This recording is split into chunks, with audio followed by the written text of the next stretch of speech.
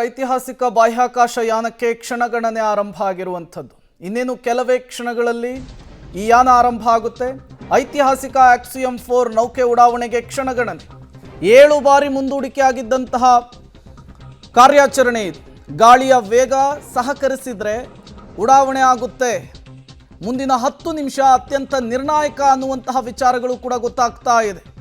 ಗಾಳಿಯ ವೇಗದಲ್ಲಿ ವ್ಯತಿರಿಕ್ತವಾದರೆ ಮತ್ತೆ ಇದು ಮುಂದೂಡಿಕೆ ಆಗುವಂತಹ ಚಾನ್ಸಸ್ ಇದೆ.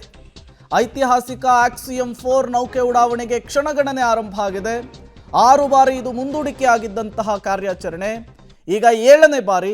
ಗಾಳಿಯ ವೇಗ ಈ ರಾಕೆಟ್ ಉಡಾವಣೆಯಲ್ಲಿ ತುಂಬ ಮಹತ್ವದ ಪಾತ್ರವನ್ನು ನಿರ್ವಹಿಸುತ್ತೆ ಅನ್ನುವಂತಹ ವಿಚಾರ ಗೊತ್ತಾಗ್ತಾ ಇದೆ. ಹಾಗಾಗಿ ಮುಂದಿನ 10 ನಿಮಿಷಗಳು ತುಂಬ ನಿರ್ಣಾಯಕ ಅನ್ನುವಂತಹ ವಿಚಾರಗಳು ಕೂಡ ಗೊತ್ತಾಗ್ತಾ ಇದೆ. ಈ 10 ನಿಮಿಷಗಳಲ್ಲಿ ರಾಕೆಟ್ ಉಡಾವಣೆಯ ವಿಚಾರಕ್ಕೆ ಸಂಬಂಧಪಟ್ಟಂತೆ ವಿಜ್ಞಾನಿಗಳು ನಿರ್ಧರಿಸ್ತಾರೆ ಅನ್ನುವಂತಹ ಮಾಹಿತಿ ಕೂಡ ಸಿಗ್ತಾ ಇದೆ. ಈ ಹಿಂದೆ 6 ಬಾರಿ ಮುಂದೂಡಿಕೆ ಆಗಿದ್ದು ಕೂಡ ಇದೇ ಕಾರಣಕ್ಕೆ. ಒಂದಿಷ್ಟು ತಾಂತ್ರಿಕ ಕಾರಣಗಳು, ಮತ್ತೊಂದಿಷ್ಟು ಹವಾಮಾನ ವೈಪರೀತ್ಯದ ಕಾರಣದಿಂದ ಪೋಸ್ಟ್ಪೋನ್ ಮಾಡಲಾಗಿತ್ತು. ಈಗ ಮುಹೂರ್ತ ಫಿಕ್ಸ್ ಆಗಿದೆ. ಇಂತಹ ಸಂದರ್ಭದಲ್ಲಿ ಮುಂದಿನ 10 ನಿಮಿಷ ತುಂಬ ನಿರ್ಣಾಯಕ, ತುಂಬ ಕ್ರೂಷಿಯಲ್ ಅನ್ನುವಂತಹದ್ದು ಗೊತ್ತಾಗ್ತಾ ಇದೆ. ಆ 10 ನಿಮಿಷದ ಆಧಾರದ ಮೇಲೆ ಈ ಮಿಷನ್ ಇವತ್ತು ಉಡಾವಣೆ ಆಗುತ್ತಾ ಇಲ್ವಾ ಅನ್ನುವಂತಹ ವಿಚಾರ ಕೂಡ ಗೊತ್ತಾಗ್ತಾ ಇರುವಂಥದ್ದು. ಪದೇ ಪದೇ ಈ ಮಿಷನ್ ವಿಳಂಬವಾಗ್ತಾ ಇರೋದು ಯಾಕೆ ಅನ್ನೋದರ ಡೀಟೇಲ್ಸನ್ನು ಕೂಡ ನಿಮ್ಮ ಮುಂದೆ ಇಡ್ತಾ ಇದ್ದೀವಿ. ಮುಖ್ಯವಾಗಿ ರಾಕೆಟ್ನಲ್ಲಿ ದೋಷ ಕಾಣಿಸಿಕೊಂಡಿತ್ತು ಈ ಹಿಂದೆ. ಹಾಗಾಗಿಯೇ ಇದು 6 ಬಾರಿ ಪೋಸ್ಟ್ಪೋನ್ ಮಾಡುವಂತಹ ಕೆಲಸ ಆಗಿತ್ತು. ಈಗ 12 ಗಂಟೆ 1 ನಿಮಿಷಕ್ಕೆ ಮುಹೂರ್ತವನ್ನು ನಿಗದಿ ಮಾಡಲಾಗಿದೆ. ರಾಕೆಟ್ನಲ್ಲಿ ದೋಷ ಕಾಣಿಸಿಕೊಂಡಿತ್ತು ಈ ಹಿಂದೆ. ಜೂನ್ 8, 10, 11ರಂದು ಉಡಾವಣೆಗೆ ನಿರ್ಧಾರವನ್ನು ಮಾಡಲಾಗಿತ್ತು. ಟೈಮನ್ನು ಫಿಕ್ಸ್ ಮಾಡಲಾಗಿತ್ತು. ಬಟ್ ಕೊನೆ ಕ್ಷಣದಲ್ಲಿ ಹವಾಮಾನ ವೈಪರೀತ್ಯ, ತಾಂತ್ರಿಕ ಕಾರಣ, ಬೇರೆ ಬೇರೆ ಕಾರಣಗಳಿಂದ ಅದನ್ನು ಪೋಸ್ಟ್ಪೋನ್ ಮಾಡಿಕೊಂಡು ಬರುವಂತಹ ಕೆಲಸ ಆಯಿತು. ಈಗ 12 ಗಂಟೆ 1 ನಿಮಿಷಕ್ಕೆ ವಿಜ್ಞಾನಿಗಳು ಟೈಮನ್ನು ಫಿಕ್ಸ್ ಮಾಡಿದ್ದಾರೆ.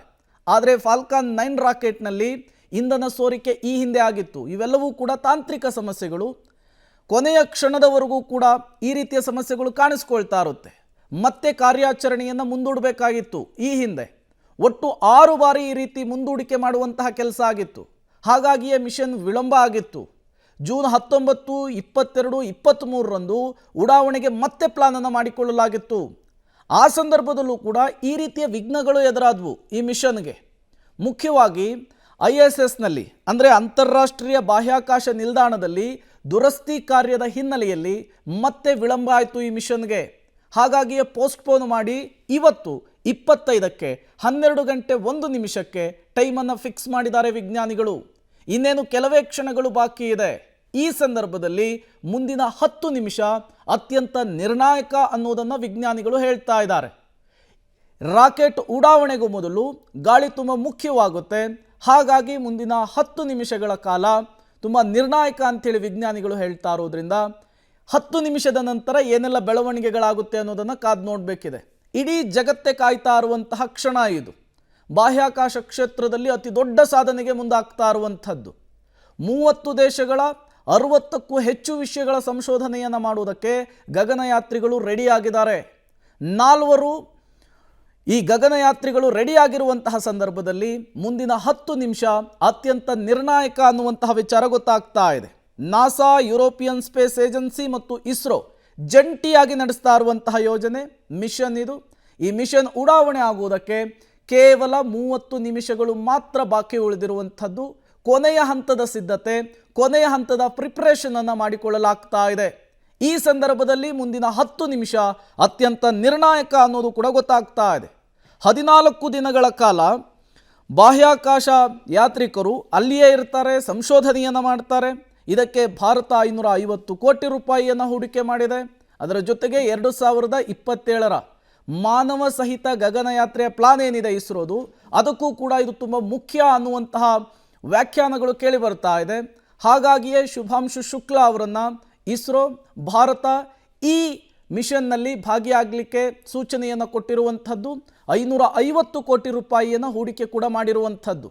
ಈ ಐತಿಹಾಸಿಕ ಕ್ಷಣ ಸುವರ್ಣಾಕ್ಷರದಲ್ಲಿ ಬರೆದಿಡುವಂತಹ ಕ್ಷಣಕ್ಕೆ ಕೆಲವು ಕ್ಷಣಗಳು, ನಿಮಿಷಗಳು ಬಾಕಿ ಇರುವಂಥದ್ದು. 12 ಗಂಟೆ 1 ನಿಮಿಷಕ್ಕೆ ಈ ರಾಕೆಟನ್ನು ಉಡಾವಣೆ ಮಾಡಲಾಗುತ್ತೆ. ಕೊನೆಯ ಹಂತದ ಸಿದ್ಧತೆ ಮತ್ತು ಪ್ರಿಪರೇಷನ್ ಅನ್ನು ಕೂಡ ಮಾಡಿಕೊಳ್ಳಲಾಗ್ತಾ ಇರುವಂಥದ್ದು. ಸುನೀತಾ ವಿಲಿಯಮ್ಸ್ ಮತ್ತು ಕಲ್ಪನಾ ಚಾವ್ಲಾ ನಂತರ ಶುಭಾಂಶು ಶುಕ್ಲಾ ಬಾಹ್ಯಾಕಾಶ ಕ್ಷೇತ್ರದಲ್ಲಿ ಸಾಧನೆಯನ್ನು ಮಾಡಲಿಕ್ಕೆ ಮುಂದಾಗ್ತಾ ಇದ್ದಾರೆ. ಕೇವಲ 30 ನಿಮಿಷಗಳು ಬಾಕಿ ಉಳಿದಿರುವಂಥದ್ದು. ಇವತ್ತು 12 ಗಂಟೆ 1 ನಿಮಿಷಕ್ಕೆ ಈ ರಾಕೆಟ್ ಉಡಾವಣೆಗೊಂಡ್ರೆ ಇದು ಅಂತಾರಾಷ್ಟ್ರೀಯ ಬಾಹ್ಯಾಕಾಶ ನಿಲ್ದಾಣವನ್ನು ನಾಳೆ ಸಂಜೆ 4 ಗಂಟೆ 30 ನಿಮಿಷಕ್ಕೆ ತಲುಪುತ್ತೆ. ಅಂದರೆ ಹತ್ತತ್ರ 28 ಗಂಟೆಗಳ ಕಾಲ ರಾಕೆಟ್ನಲ್ಲಿಯೇ 4 ಜನ ಗಗನಯಾತ್ರಿಗಳು ಪ್ರಯಾಣವನ್ನು ಬೆಳೆಸಬೇಕಾಗುತ್ತೆ. ತದನಂತರ ಅಂತಾರಾಷ್ಟ್ರೀಯ ಬಾಹ್ಯಾಕಾಶ ನಿಲ್ದಾಣವನ್ನು ರೀಚ್ ಆದ ನಂತರ ಅಲ್ಲಿ ಸಂಶೋಧನೆಗಳನ್ನು ಆರಂಭಿಸಲಿಕ್ಕೆ ಮುಂದಾಗ್ತಾರೆ. ಇದು ಇಸ್ರೋಗೂ ಕೂಡ ಮಹತ್ವದ ದಿನ, ಇಸ್ರೋಗೂ ಕೂಡ ಐತಿಹಾಸಿಕ ದಿನ. ಹಾಗಾಗಿ ಇಡೀ ಜಗತ್ತು, ಇಡೀ ದೇಶ ಇವತ್ತು ಇದನ್ನು ಕುತೂಹಲದ ಕಣ್ಣುಗಳಿಂದ ನೋಡ್ತಾ ಇರುವಂಥದ್ದು. ಭಾರತದ ಪರವಾಗಿ 14 ಪ್ರಯೋಗಗಳನ್ನು ಶುಭಾಂಶು ಶುಕ್ಲಾ ಅವರು ಅಂತಾರಾಷ್ಟ್ರೀಯ ಬಾಹ್ಯಾಕಾಶದ ನಿಲ್ದಾಣದಲ್ಲಿ ನಿಂತ್ಕೊಂಡು ಮಾಡಲಿಕ್ಕೆ ರೆಡಿಯಾಗಿರುವಂಥದ್ದು. ಇಲ್ಲಿಯವರೆಗೂ 6 ಬಾರಿ ಇದನ್ನು ಪೋಸ್ಟ್ಪೋನ್ ಮಾಡುವಂತಹ ಕೆಲಸ ಆಗಿದೆ. 7ನೇ ಬಾರಿ ಈಗ 12 ಗಂಟೆ 1 ನಿಮಿಷಕ್ಕೆ ಟೈಮ್ ಫಿಕ್ಸ್ ಆಗಿದೆ. ವಿಜ್ಞಾನಿಗಳು ತುಂಬ ಕಾತುರದಿಂದ ಕಾಯ್ತಾ ಇದ್ದಾರೆ. ಇಡೀ ಜಗತ್ತೂ ಕೂಡ ಇದನ್ನು ತುಂಬ ಕಾತುರದಿಂದ ನೋಡ್ತಾ ಇದೆ. ಮತ್ತಷ್ಟು ಡೀಟೇಲ್ಸನ್ನು ಕೊಡ್ತಾರೆ ಶಬೀರ್, ನೇರ ಸಂಪರ್ಕದಲ್ಲಿ ಜಾಯ್ನ್ ಆಗಿದ್ದಾರೆ. ಶಬೀರ್, ಪದೇ ಪದೇ ಪೋಸ್ಟ್ಪೋನ್ ಆಗ್ತಾ ಇದೆ ಈ ಮಿಷನ್ನು. ಇಲ್ಲಿಯವರೆಗೂ 6 ಬಾರಿ ಪೋಸ್ಟ್ಪೋನ್ ಆಗಿರುವಂತಹದ್ದು. ಈಗ 12 ಗಂಟೆ 1 ನಿಮಿಷಕ್ಕೆ ಟೈಮ್ ಫಿಕ್ಸ್ ಆಗಿದೆ. ಕೊನೆಯ ಹಂತದ ಸಿದ್ಧತೆಗಳು ಹೇಗಿರುತ್ತೆ? ಕೊನೆಯ 10 ನಿಮಿಷ ಎಷ್ಟು ಮುಖ್ಯವಾಗುತ್ತೆ ಈ ಮಿಷನ್ ಸಕ್ಸಸ್ ಆಗೋದಕ್ಕೆ? ನೋಡಿ, ಸಾಕಷ್ಟು ನಿರೀಕ್ಷೆಗಳನ್ನು ಹೊತ್ತು ತೆರಳುತ್ತಾ ಇರುವಂತಹ ಈ ಒಂದು ಪ್ರಾಜೆಕ್ಟ್ ಯಾವುದೇ ಕಾರಣಕ್ಕೂ ಕೂಡ ಫೇಲ್ಯೂರ್ ಆಗಬಾರ್ದು ಅನ್ನುವಂಥದ್ದು ಇದರ ಉದ್ದೇಶ ಆಗಿರುವಂಥದ್ದು. ಹೀಗಾಗಿ ಬಹಳಷ್ಟು ಎಚ್ಚರಿಕೆಯಿಂದ ಈ ಒಂದು ರಾಕೆಟನ್ನು ಉಡಾವಣೆ ಮಾಡುವಂಥ ಕೆಲಸಗಳು ಕೂಡ ಆಗ್ತಾ ಇದ್ದಾವೆ.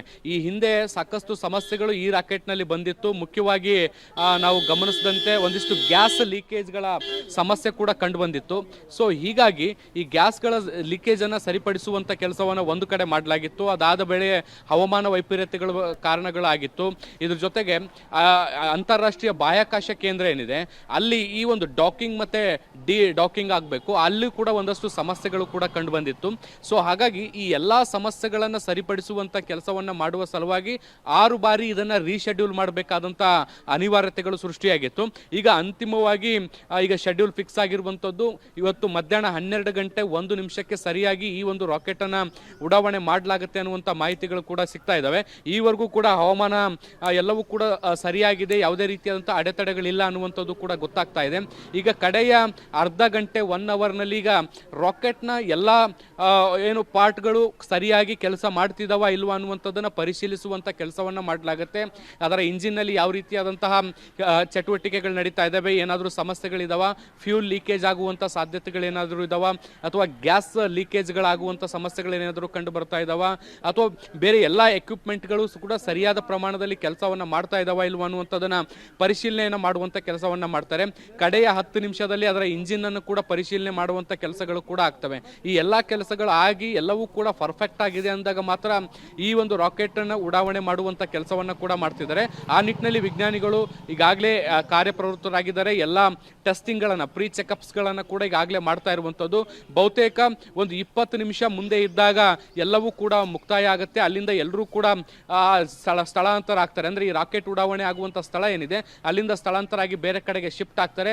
ಅದಾದ ಮೇಲೆ ಈ ಒಂದು ರಾಕೆಟ್ ಉಡಾವಣೆ ಮಾಡುವಂಥ ಕೆಲಸಗಳು ಕೂಡ ಆಗುತ್ತೆ. ಪ್ರೇಮ್. ಓಕೆ ಶಬೀರ್, ಹಾಗೆ ಸಂಪರ್ಕದಲ್ಲಿರಿ, ಮತ್ತಷ್ಟು ಅಪ್ಡೇಟ್ಸನ್ನು ನಿಮ್ಮಿಂದ ಪಡಿತಾ ಹೋಗ್ತೀವಿ.